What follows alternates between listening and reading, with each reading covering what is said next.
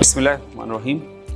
I think we all Muslims know that Zakat is one of the 5 fundamental pillars of Islam. This is actually one of the earliest formal social security system in the whole world. This is actually the rights of the poor people over the wealth of the rich. This is not an optional one. This is a mandatory act of charity. However, this act of worship can be mentioned as one of the least understood ones in terms of its collection and distribution.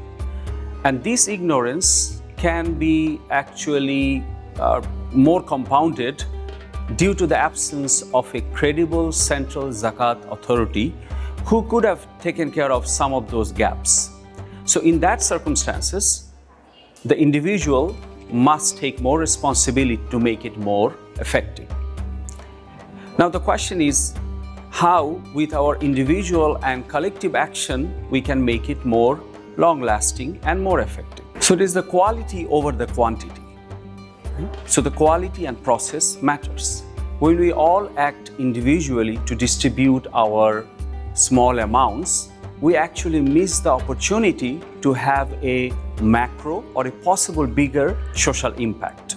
So what we can do is we collect our funds, small funds from our family circles, from our close friends and families, and make it a bigger fund to do activities which would otherwise not possible with our individual amounts.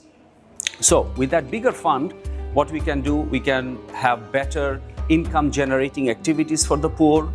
We can build houses for the people who does not have quality homes, or we can even give them monthly allowances for the all year long for their medical or educational purposes. Now, there is a misconception that Zakat can only be given in the Ramadan, which is actually not true. We can actually give in advance for the whole year. The one last point I want to mention, that Islam actually values human dignity. If we think that by giving Zakat or by mentioning Zakat, the recipients may feel offended or it may hurt their feelings, we don't even have to mention it to them, as long as we are clear in our heart that we are giving for the Zakat purposes.